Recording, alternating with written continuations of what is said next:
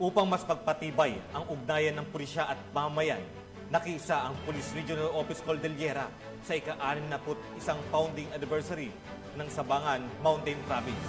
Patrolwoman Melba Langbis sa ulat. Isa ang kapulisan ng Pro Cordillera sa pagunita ng 61st founding anniversary ng Sabangan na ginanap sa Barangay Data, Sabangan Mountain Province noong ika-25 ng Hunyo taong kasalukuyan. Dinaluhan Regional Director ng Pro Cordillera, Police Brigadier General David K. Peredo Jr. ang nasabing selebrasyon bilang panauhing pandangal at tagapagsalita. Kasama din sa dumalo ang Provincial Director ng Mountain Province Police Provincial Office, Police Colonel Sibley Dawigay Jr., RMF 15 Force Commander na si Police Colonel Ruel Ditagal, at Inayan Cups ng Mountain Province. Sa mensahe ni Police Brigadier General David K. Peredo Jr., nagpaabot ng kanyang pagbati at pasasalamat sa suporta ng local government unit ng Sabangan sa kapulisan ng Cordillera, lalo na sa mga plano at programa ng Mountain Province Police Provincial Office.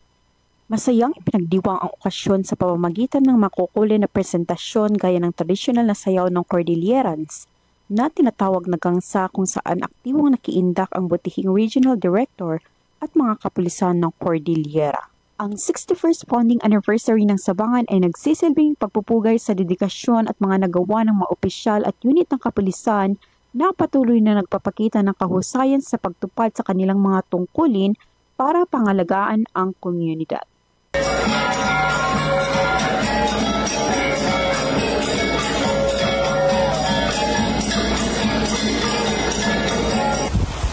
Mula dito sa Alapang, Latrina at Benguet, ako ang inyong PNN correspondent, Patrolwoman Melba Langbis, alagad ng batas, taga-taguyod ng Balitang Pulis.